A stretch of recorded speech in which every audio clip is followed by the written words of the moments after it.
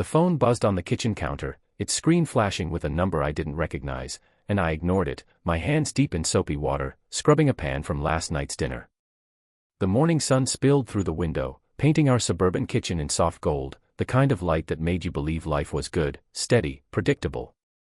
My wife, Lauren, was upstairs, probably brushing her hair in that slow, deliberate way she always did, her reflection in the mirror a private ritual I'd stopped noticing years ago. We'd been married 12 years, and the rhythm of our life in this quiet Connecticut town felt as solid as the oak table where we ate breakfast every morning.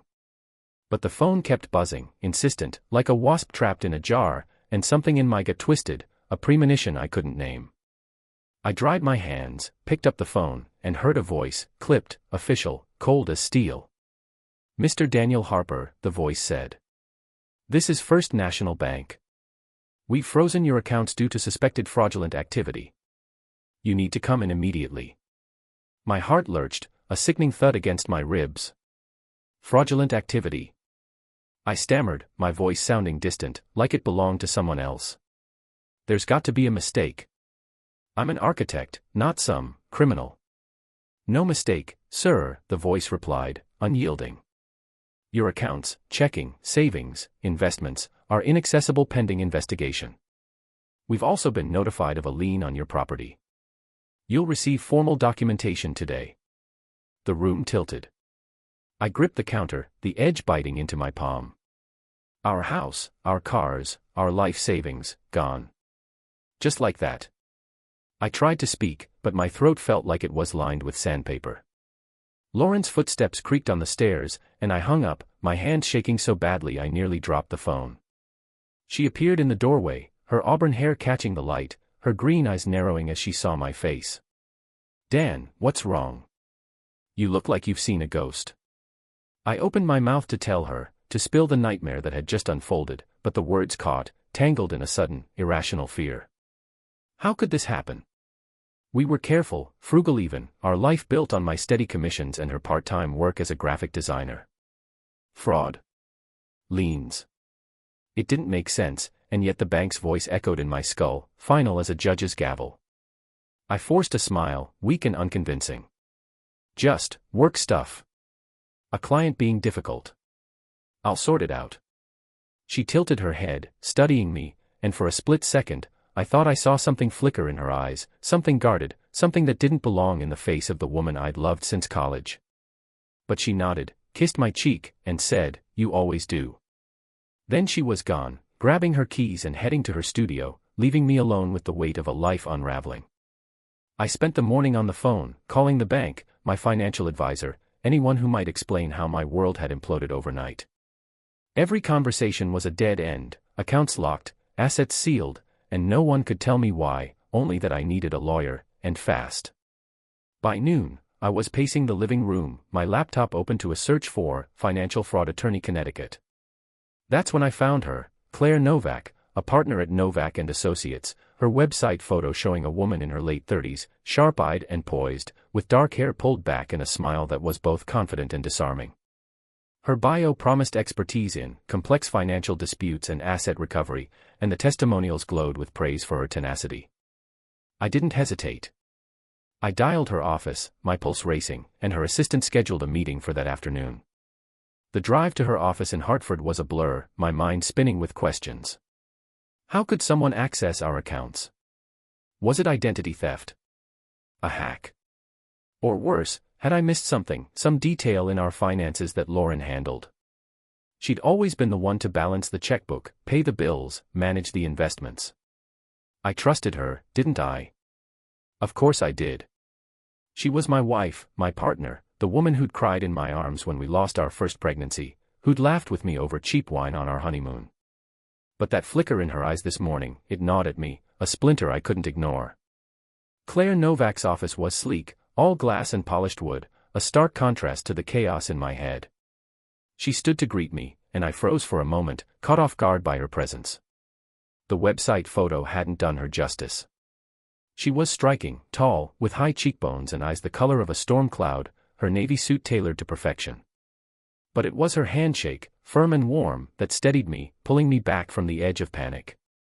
"Mr. Harper," she said, her voice low and calm. "Tell me everything." I poured it out, the call from the bank, the frozen accounts, the lien on our house, the sickening dread that had settled in my bones.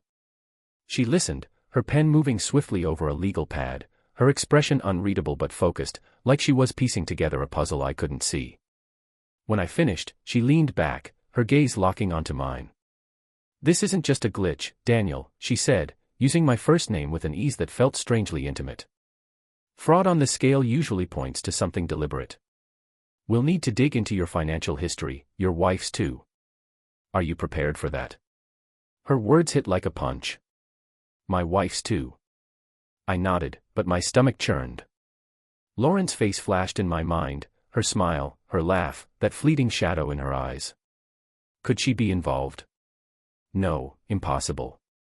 Yet Claire's gaze held mine, steady and searching, and for the first time in years, I felt something stir inside me, a spark, dangerous and undeniable, like a match struck in a room full of gasoline. I pushed it down, ashamed, but it lingered, warm and reckless. "I'm prepared," I said, my voice barely above a whisper. "I need answers." Claire smiled, a small, knowing curve of her lips. "Then we'll find them. Together." As I left her office, the weight of her words settled over me, heavy with promise and peril. I drove home, the sky darkening with an approaching storm, and I couldn't shake the feeling that I was standing on the edge of something vast and unknowable. Lauren would be waiting, her eyes searching mine for answers I didn't have. And somewhere, in the tangle of our life, a truth was hiding, one that might destroy everything I thought I knew about the woman I loved. The next morning, I woke to the sound of Lauren humming in the bathroom, a soft, familiar tune that used to make me smile. Now, it grated, each note a reminder of the questions piling up in my mind like unpaid bills. I lay in bed, staring at the ceiling, the weight of yesterday's meeting with Claire Novak pressing against my chest. Our accounts were frozen, our house was at risk, and I was supposed to act normal, go through the motions of our life as if the ground hadn't shifted beneath us. I rolled over, my eyes landing on Lauren's side of the bed, her pillow perfectly fluffed, her nightstand pristine, a stark contrast to the chaos in my head. How could she be so calm? Did she know something I didn't? I shoved the thought away, but it clung, stubborn and sharp, like a burr caught in my sleeve. Downstairs, the kitchen smelled of coffee and toast, the rituals of our marriage still intact despite the storm brewing. Lauren stood at the counter, slicing an apple, her movements precise, almost too deliberate. She wore her favorite sweater, a soft gray one that hugged her frame, and her hair was loose, catching the morning light. She looked like the woman I'd fallen for all those years ago, but there was a distance now, a subtle shift I couldn't pinpoint. "Morning," she said, glancing up with a smile that didn't quite reach her eyes. "You sleep okay?" "Fine," I lied, pouring coffee into a mug. My hands trembled slightly, and I gripped the handle tighter, hoping she wouldn't notice. "You." "Like a rock," she said, popping a slice of apple into her mouth. She leaned against the counter, studying me, and I felt like a specimen under a microscope. "You sure you're okay, Dan? You've been off since yesterday." I forced a shrug, my heart thudding. "Just stressed. Work's been a lot." The lie tasted bitter, but I couldn't tell her the truth, not yet, not until Claire dug deeper into our finances. I needed facts, not suspicions, though the latter were multiplying like roaches in the dark. Lauren nodded, but her gaze lingered, and I wondered what she saw in my face: fear, guilt, or something else I didn't even recognize in myself. The day unfolded in its usual rhythm, a deceptive normalcy that felt like walking on thin ice. I went to my home office, a converted spare bedroom overlooking the backyard, and tried to focus on a blueprint for a client's summer house. Lines blurred on the screen, my mind drifting to Claire's words: "Fraud on the scale usually points to something deliberate." I opened our bank's website, staring at the login page, knowing it was useless, my access was blocked. Lauren handled most of our online banking, always saying she was better with numbers, and I'd let her, grateful for one less thing to worry about. Now, that trust felt like a trap. Around noon, Lauren knocked on my door, holding a sandwich. "Thought you might be hungry," she said, setting it on my desk. Her fingers brushed mine, a fleeting touch that sent a jolt through me, not of warmth, but of unease. "You've been in here all morning. Everything okay with the project?" "Yeah," I said, too quickly. Just deadlines. I took a bite of the sandwich, barely tasting it, and noticed her glance at my laptop screen. Was she checking what I was doing? Or was I imagining things, my paranoia spinning out of control? She smiled, but it felt rehearsed, like a line she'd practiced in front of a mirror. "Thanks for lunch," I said, trying to sound normal. "You heading to the studio?" "Yep," she said, grabbing her bag.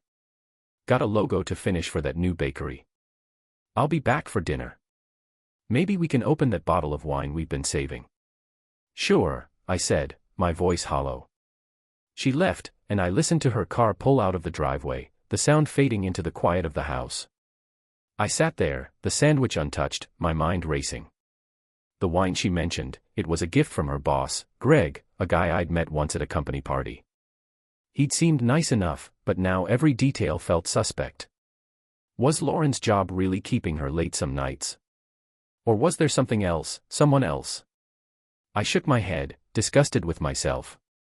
This was Lauren, my wife, not some stranger. But the doubts kept coming, fueled by the bank's call, by Claire's probing questions, by that flicker in Lauren's eyes. I opened my email, hoping for a distraction, and saw a message from Claire's assistant: "Please send any financial documents you can access, tax returns, bank statements, investment records. Ms. Novak will review them tomorrow." My stomach twisted. Most of those documents were in Lauren's filing cabinet, locked with a key she kept in her jewelry box. I'd never snooped before, but the urge was overwhelming now, a siren call I couldn't ignore. I crept upstairs, feeling like a thief in my own house. The jewelry box sat on her dresser, a delicate wooden thing her mother had given her. My fingers fumbled with the latch, guilt warring with desperation.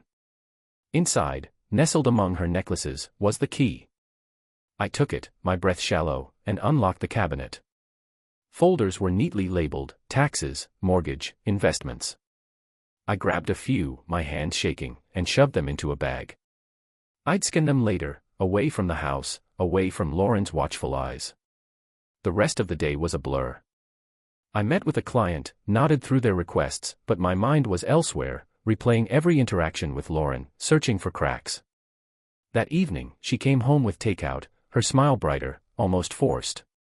We ate at the dining table, the silence between us heavy, broken only by the clink of forks.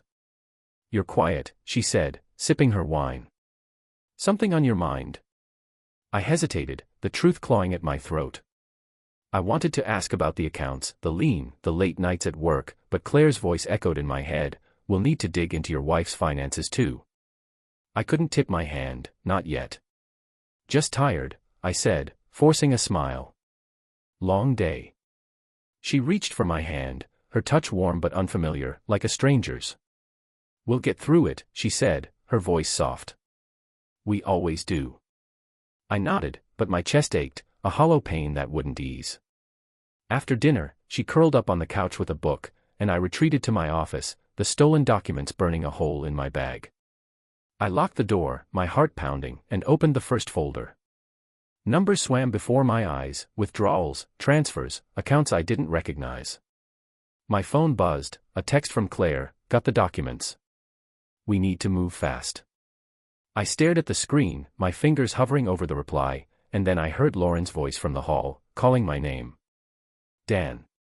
You coming to bed?" I froze, the folder open on my desk, the truth inches away. What was I doing, spying on my wife, falling for a lawyer I barely knew? But the doubts were too loud, the stakes too high. I closed the folder, my hands trembling, and called back: "In a minute." As her footsteps faded, I knew one thing for certain: our life, our marriage, was a house of cards, and one wrong move would bring it all crashing down. The next morning, I stood in the shower, letting the hot water scald my skin, hoping it would burn away the fog of suspicion clouding my mind. Lauren's voice echoed from last night: "You coming to bed?" So ordinary, so familiar, yet laced with something I couldn't name. Was it my imagination, or had her tone carried a hint of unease, as if she knew I was hiding something? I'd stayed up late, scanning the stolen financial documents, my eyes straining over numbers that made no sense, transfers to accounts I'd never seen, withdrawals in amounts that didn't match our lifestyle. I'd sent the files to Claire Novak, my fingers hesitating over the send button, a sickening mix of guilt and determination churning in my gut. Now, as the water streamed down my face, I wondered if I was betraying my wife or saving myself. Downstairs, Lauren was already gone, a note on the counter in her neat handwriting, early meeting at the studio. Dinner tonight. Love you. The words felt like a mockery, too perfect, too rehearsed. I crumpled the note, my knuckles white, then smoothed it out, ashamed of my anger. This was Lauren, the woman who'd nursed me through pneumonia, who'd planned our 10th anniversary trip to Maine with a scrapbook of memories. But the documents, the frozen accounts, the lien on our house, they were real, and they pointed to a truth I wasn't ready to face. I grabbed my keys and headed to Claire's office, the weight of those papers in my bag like a confession I hadn't yet spoken. Hartford was gray and drizzly, the city's mood matching mine. Claire's office was a refuge, its sleek lines and quiet hum a stark contrast to the chaos in my head. She greeted me with a nod, her dark hair pulled back, her storm gray eyes sharp and focused. "You look like you haven't slept," she said, gesturing to a chair. Her voice was calm, but there was a warmth in it, a concern that made my chest tighten. I sat, avoiding her gaze, afraid she'd see the mess I'd become, paranoid, desperate, and, worse, drawn to her in a way that felt like a betrayal of its own. "I sent the documents," I said, my voice rough. "Did you find anything?" She leaned forward, her fingers steepled, and the intensity in her expression made my pulse quicken. "I did," she said. "There are irregularities, large transfers to an offshore account, opened in your name but with an address in Delaware you've never lived at. The signature on the paperwork, it's not yours, but it's close. Someone went to a lot of trouble to make this look like you." My mouth went dry. "Someone?" I whispered, though I knew what she meant. Lauren's face flashed in my mind, her smile, her green eyes, that flicker of something guarded. No, it couldn't be her. I shook my head, my hands gripping the armrests. This doesn't make sense. Lauren handles our finances, but she couldn't. Claire's gaze softened, but her voice was firm. "We don't know anything for sure, Daniel. But we need to look at everyone close to you. Your wife, your business partners, anyone with access to your accounts. I've seen cases like this before, fraud is often personal." Personal. The word landed like a stone in my stomach. I thought of Lauren's late nights at the studio, her phone always face down on the table, the way she'd brush off questions about her work with a laugh. Small things, insignificant on their own, but now they loomed, a mosaic of doubt.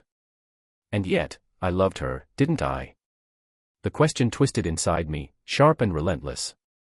I glanced at Claire, her face a mix of professionalism and empathy, and felt that dangerous spark again, the one that had no place in a married man's heart. I looked away, my cheeks burning. "What's next?" I asked, desperate to focus on facts, not feelings. "I'll subpoena the bank records and trace the offshore account," Claire said, jotting notes. "I'll also need your permission to investigate Lauren's financial activity, her personal accounts, her business. It's a hard step, but we can't ignore it." I nodded, my throat tight. "Do it," I said, the words tasting like ash.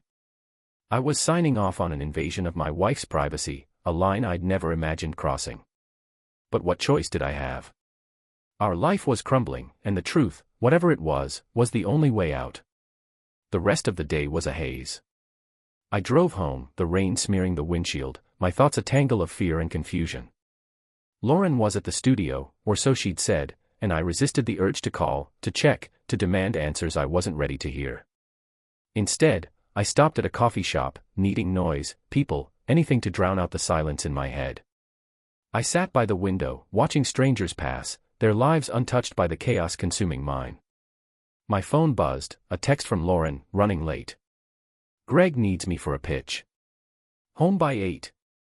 Greg again." Her boss, the one with the easy smile and the expensive watch. I stared at the message, my thumb hovering over the reply, 1,000 accusations screaming in my mind. I typed OK and hit send, hating myself for the cowardice. That evening, Lauren came home at 8:15, her cheeks flushed, her hair damp from the rain. She dropped her bag on the counter and kissed me, her lips soft but fleeting. "Crazy day," she said, pouring a glass of wine. "Greg's client is a nightmare, but we nailed the pitch. How was your day?" I watched her, searching for a tell, a nervous glance, a forced smile, but she was flawless, her ease almost infuriating. "Fine," I said, my voice flat. "Just work." I wanted to grab her, shake her, ask why our accounts were frozen, why there were transfers I didn't know about, why she felt so distant. But I didn't. I sat there, silent, the space between us growing wider, a chasm I didn't know how to cross. We ate dinner, the conversation stilted, her stories about work filling the silence. I nodded, barely listening, my mind on Claire's words, on the offshore account, on the signature that wasn't mine. After dinner, Lauren curled up on the couch with her phone, her fingers flying over the screen. I stood in the doorway, watching her, and noticed she angled the phone away from me, a subtle move that sent a chill down my spine. Was she texting Greg? Someone else? Or was I losing my mind, seeing deceit in every gesture? I went to bed early, claiming a headache, but sleep wouldn't come. I lay there, staring at the shadows on the ceiling, my heart a drumbeat of dread. Lauren joined me later, her body warm against mine, but her touch felt foreign, like a memory I couldn't trust. I thought of Claire, her steady gaze, her quiet strength, and hated myself for the longing that stirred in me. I was a married man, unraveling, caught between a wife I didn't recognize and a woman I barely knew. My phone buzzed on the nightstand, a new email from Claire, preliminary findings on the offshore account. "Call me first thing tomorrow." I turned off the screen, my breath shallow, and listened to Lauren's steady breathing beside me. Tomorrow, I'd face whatever Claire had found, but tonight, I was trapped in a limbo of suspicion, my marriage a puzzle with missing pieces. As I drifted into a restless sleep, one question haunted me: was the woman beside me my partner, or my betrayer? The morning sun filtered through the bedroom blinds, casting slanted shadows across Lauren's sleeping face, and for a moment, I watched her, my heart aching with a love that felt like a bruise. She looked peaceful, her auburn hair fanned across the pillow, her breathing soft and even, but the email from Claire Novak burned in my mind like a brand: preliminary findings on the offshore account. "Call me first thing tomorrow." I slipped out of bed, careful not to wake her, and crept downstairs, my phone clutched like a lifeline. The kitchen was quiet, the air heavy with the scent of last night's coffee, and I dialed Claire's number, my pulse hammering in my throat. I needed answers, but I dreaded them, knowing they might shatter the fragile illusion of my marriage. Claire picked up on the second ring, her voice crisp and professional. "Daniel, I've traced the offshore account," she said, no preamble, no softening the blow. "It was opened 18 months ago, using your name and social security number, but the email and phone tied to it belonged to Lauren. The signature on the documents is a near-perfect forgery of yours. Over $1 million has been siphoned from your joint accounts, funneled through shell companies, and deposited there. The lien on your house, it's tied to a loan she took out, using forged documents claiming you co-signed." The world tilted, a sickening lurch that left me gripping the counter for balance. "Lauren," I whispered, my voice cracking. "You're sure?" "I'm sure," Claire said, her tone softening but resolute. "I cross-checked the IP addresses used to access the account. They trace to your home Wi-Fi and her studio. Daniel, this wasn't a hack.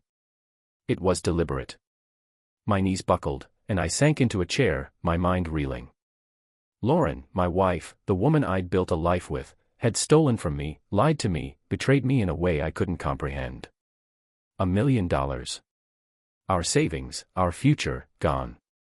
And the house, our home, the place where we dreamed of raising kids, now at risk because of her. Why? What could drive her to this? I thought of her late nights, her phone angled away, her boss Greg's name dropping too often, and a new, uglier question clawed at me: was there someone else? "What do I do?" I asked, my voice barely audible. "Confront her," Claire said. "Get her to explain, if she will. Record the conversation if you can, it could help in court. And Daniel, I'm sorry. I know this isn't what you wanted to hear." I hung up, my hands shaking, and stared at the kitchen table, where Lauren and I had shared countless meals, laughed, argued, planned our life. It felt like a stage now, a set for a play I hadn't known I was in. I heard her footsteps on the stairs, and my stomach twisted, a mix of rage and grief so raw it stole my breath. She appeared in the doorway, wearing a robe, her hair tousled, her smile sleepy and warm. "Morning," she said, heading for the coffee pot. "You're up early." I stood, my fists clenched at my sides, and the words burst out before I could stop them. "Why, Lauren? Why did you do it?" She froze, her hand on the coffee pot, and turned slowly, her green eyes narrowing. "Do what?" she said, her voice cautious, but there it was, that flicker, the same guarded look I'd seen before, now unmistakable. "Don't lie to me," I said, my voice rising, trembling with the weight of everything I'd held back. "The offshore account. The $1 million you stole. The lien on our house." "I know, Lauren. Claire found everything." Her face went pale, her lips parting, and for a moment, I thought she'd deny it, spin another lie. But then her shoulders slumped, and she sank into a chair, her hands covering her face. "Oh, God," she whispered, her voice breaking. "Dan, I didn't mean for it to go this far." "Didn't mean for what?" I snapped, stepping closer, my anger a living thing, hot and sharp. "To bankrupt us. To forge my signature. To lie to my face every day. What was it for, Lauren? Tell me." She looked up, her eyes wet, her face crumpled with something like shame. "It started small," she said, her voice barely above a whisper. "A loan, to cover some debts I didn't tell you about.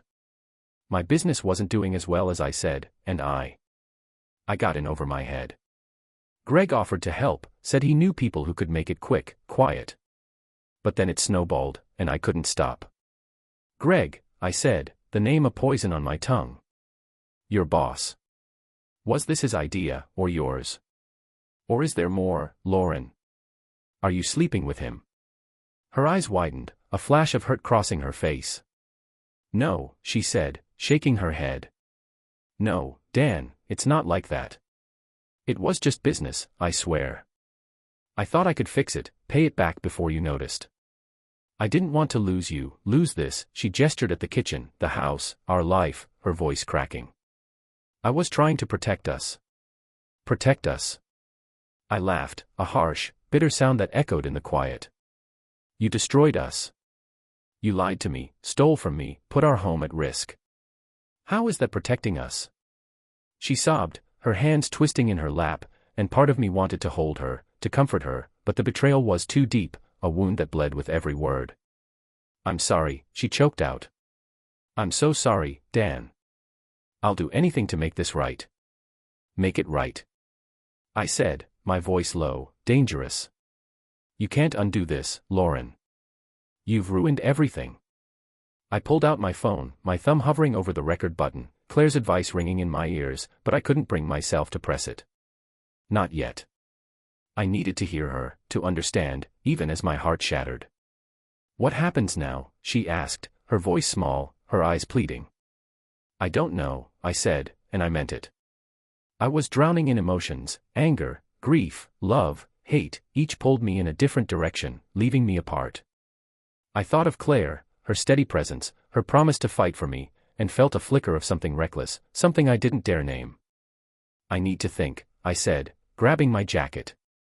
"I can't be here right now." "Dan, please," she called, but I was already out the door slamming behind me.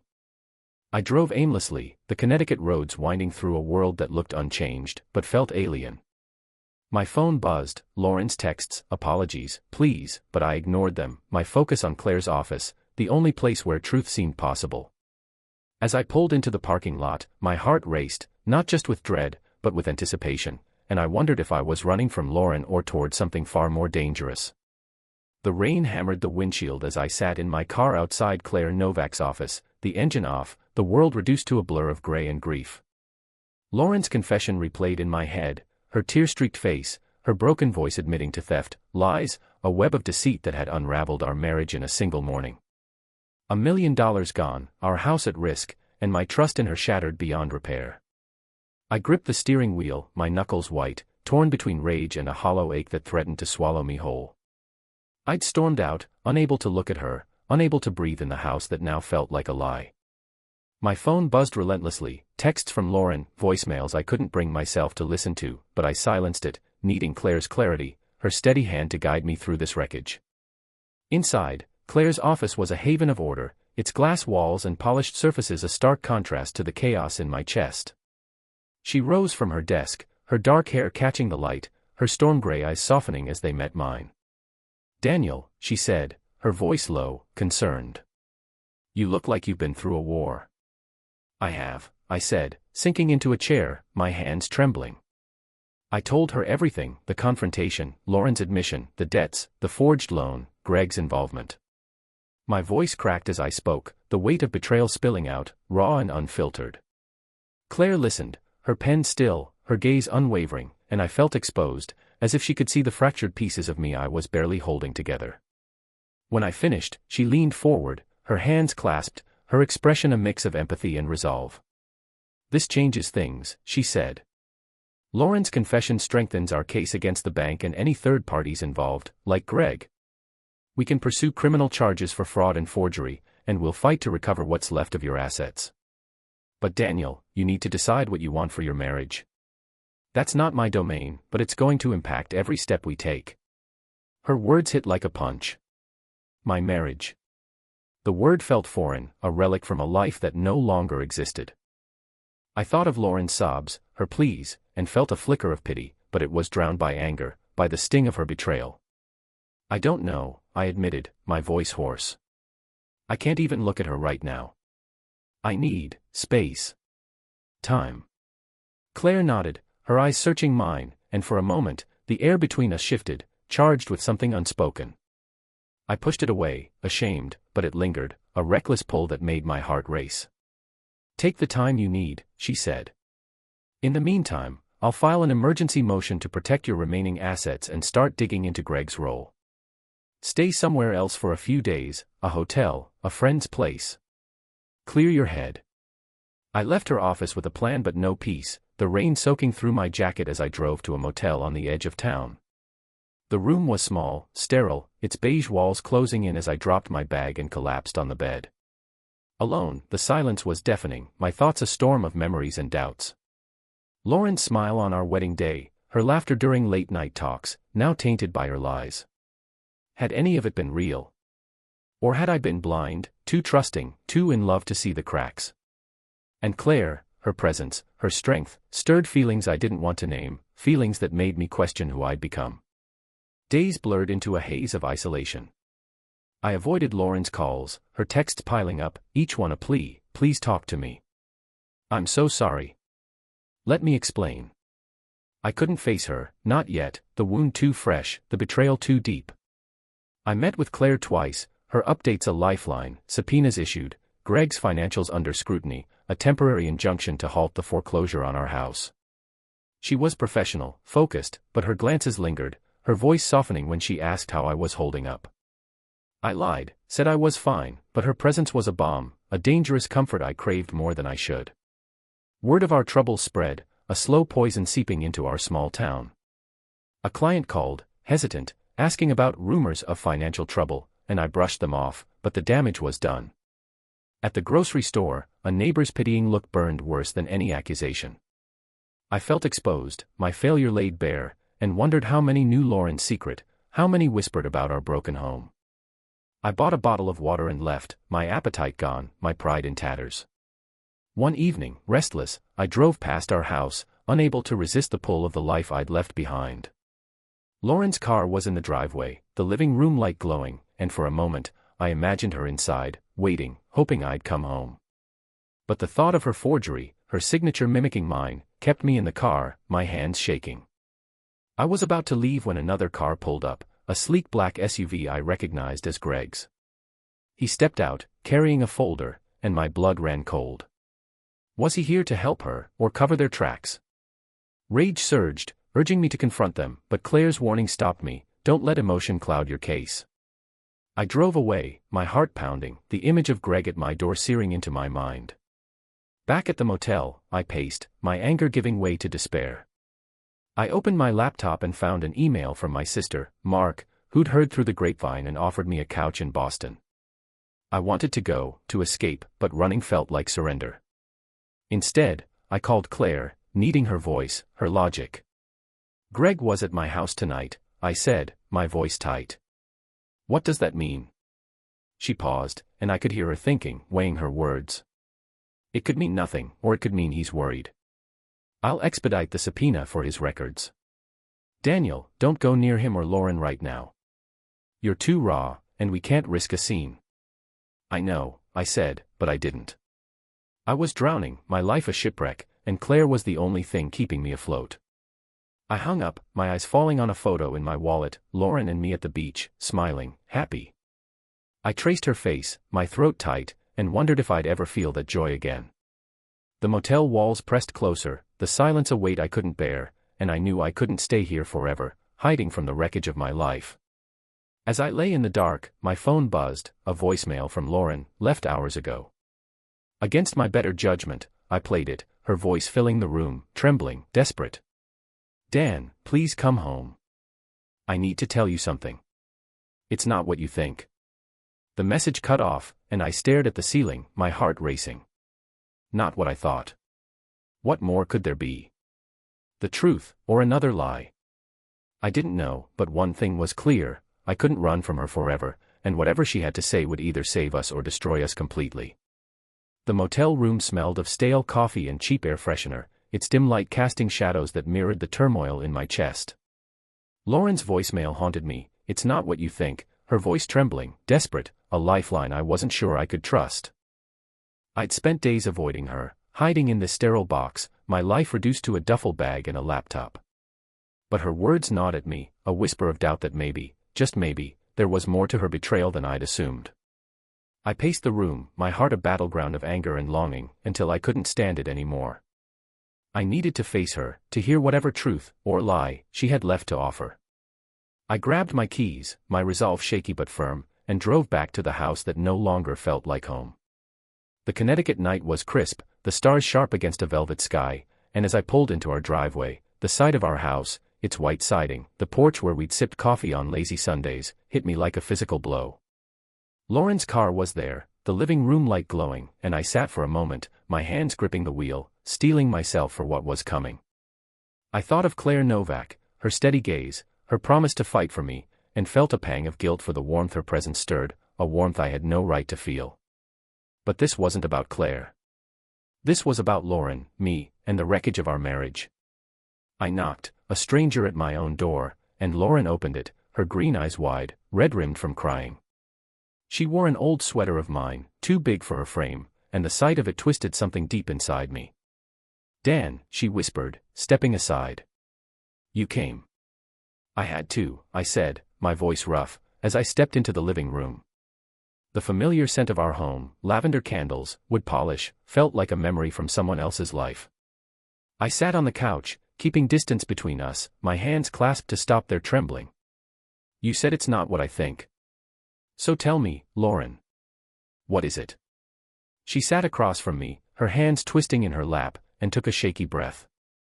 It's Greg, she said, her voice barely above a whisper. He's not just my boss. He's been blackmailing me. My heart stopped, then surged, a mix of shock and rage. Blackmailing you? I said, leaning forward. For what? She looked down, her cheeks flushed with shame. 2 years ago, I made a mistake. I was struggling, the business was failing, and I took money from a client's account, just a loan, I thought. I planned to pay it back. But Greg found out. He said he'd keep it quiet if I helped him with a side deal, moving money, setting up accounts. He said it was legal, just a favor, but then it wasn't. He used my name, forged your signature, tied it all to us. I was in too deep, Dan. I couldn't stop him. Her words hit like a tidal wave, washing away my anger, replacing it with a dizzying mix of relief and horror. Not an affair, not betrayal for betrayal's sake, but a trap, one she'd fallen into, and dragged me down with her. Why didn't you tell me? I asked, my voice breaking. We could have faced it together. I was ashamed, she said, tears spilling down her cheeks. I thought I could fix it, protect you. But I made it worse. I'm so sorry, Dan. I wanted to believe her, wanted to bridge the chasm between us, but the hurt was too raw, the trust too broken. You let me think you were cheating, I said, my voice low, jagged. You let me think you didn't love me anymore. I do love you, she said, reaching for my hand, but I pulled back, the gesture too much, too soon. I've always loved you. I was trying to save us, but I lost myself instead. We sat in silence, the weight of her confession settling like dust. I believed her, mostly, but the damage was done, our life fractured by her choices, by Greg's manipulation. I thought of Claire, waiting to hear from me, her investigation closing in on Greg's accounts. Claire's digging into him, I said. She'll find proof. We'll stop him. Lauren nodded, her face crumpling with relief, but I saw fear there too. He's dangerous, Dan, she said. He knows people, powerful people. Be careful. Her warning sent a chill through me, but it also sparked something else, resolve. I wasn't just fighting for my money, my house, I was fighting for clarity, for a chance to rebuild, or at least to understand. I stood, my heart heavy but lighter than it had been in days. I need time, I said. I don't know what this means for us, but I'll talk to Claire. We'll end this. She nodded, wiping her eyes. I'll do whatever it takes, she said. I'll testify, give her everything I know. Just, don't give up on me yet. I didn't answer, couldn't, and left her there, the door closing softly behind me. Driving back to the motel, my mind raced. Lauren's story made sense, fit the pieces Claire had uncovered, but it didn't erase the pain, the years of lies. And yet, I felt a flicker of hope, a chance to salvage something from the ruins. I called Claire, her voice a steady anchor in the storm. Lauren told me everything, I said, recounting the blackmail, Greg's schemes. She says she'll help. Claire was silent for a moment, then said, "This is big, Daniel. If she's telling the truth, we can nail Greg, maybe recover some of your assets. But we need her cooperation, and we need to move fast. He's likely covering his tracks. Will it hold up?" I asked, my voice tight. "Can we trust her?" "We'll verify everything," Claire said, her tone firm but kind. "But for now, it's a start. Meet me tomorrow. We'll plan our next steps." I hung up, my heart pounding, and stared at the motel ceiling, the shadows softer now, less oppressive. I was healing, or at least beginning to, the fog of betrayal lifting to reveal a path forward. But as I drifted toward sleep, a new fear crept in. Lauren had warned me about Greg's connections, his power. What if he knew we were closing in? What if he struck first?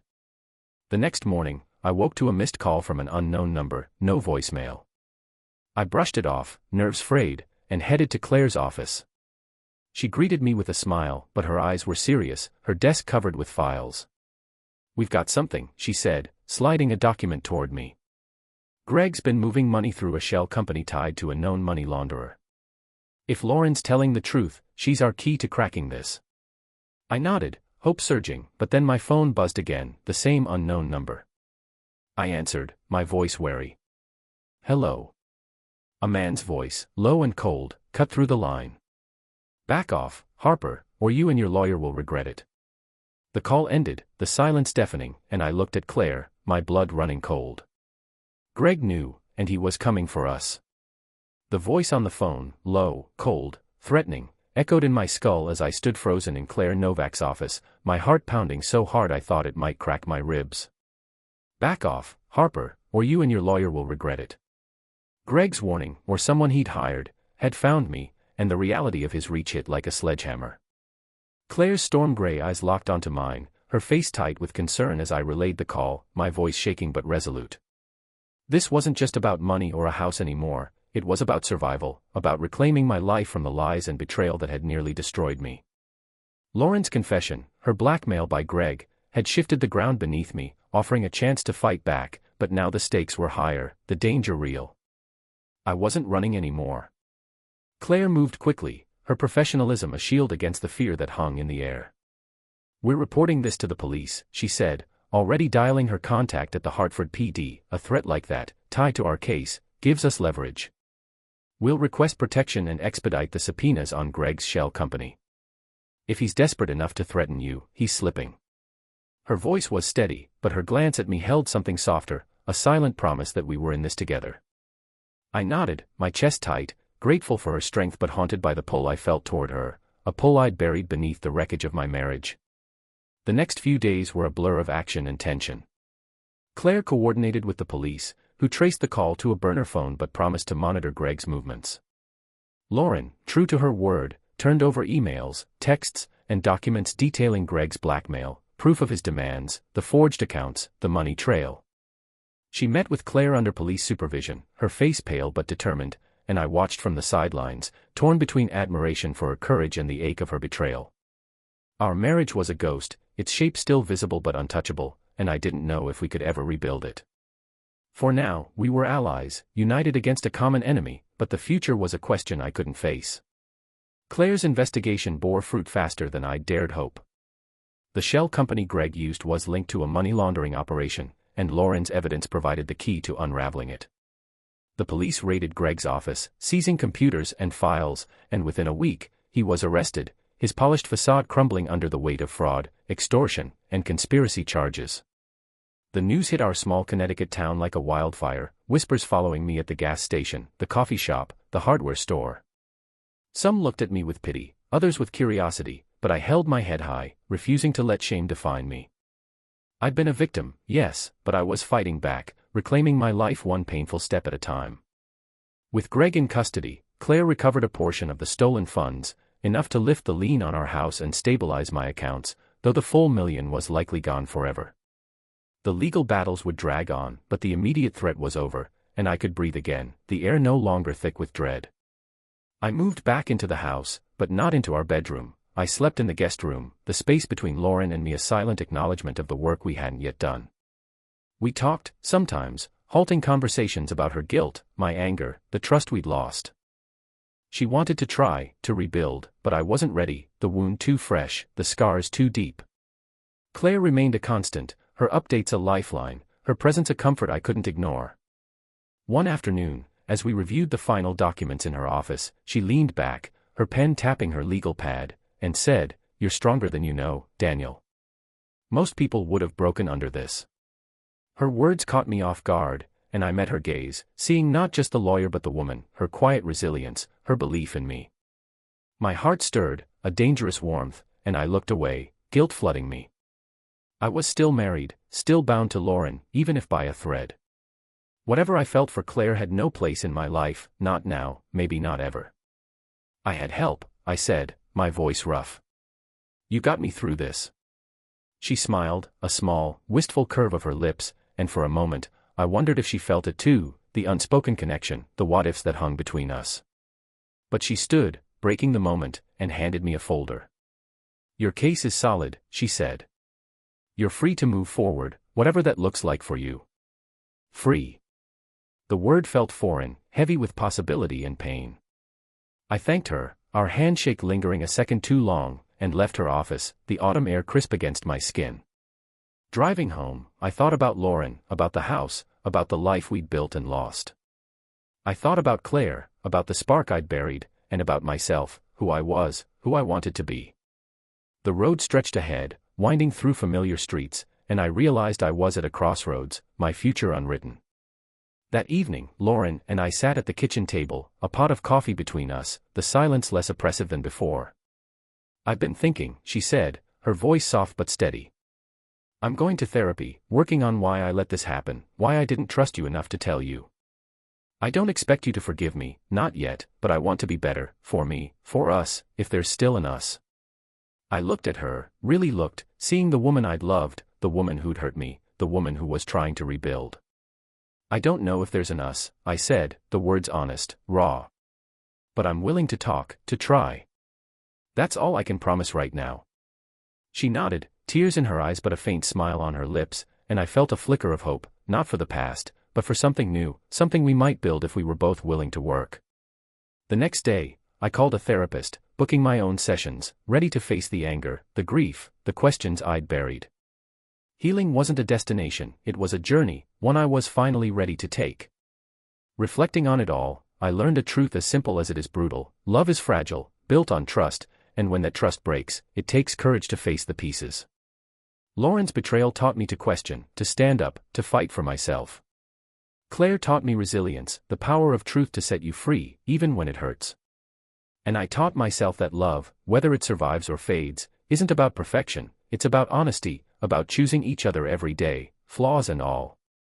As I stood on our porch that night, the stars bright above, I didn't know if Lauren and I would make it, but I knew I'd face the answer with open eyes, ready for whatever came next. The phone buzzed inside, and I let it ring, the sound fading into the quiet. For the first time in months, I felt solid, grounded, my heart bruised but beating. The future was uncertain, but it was mine, and that was enough.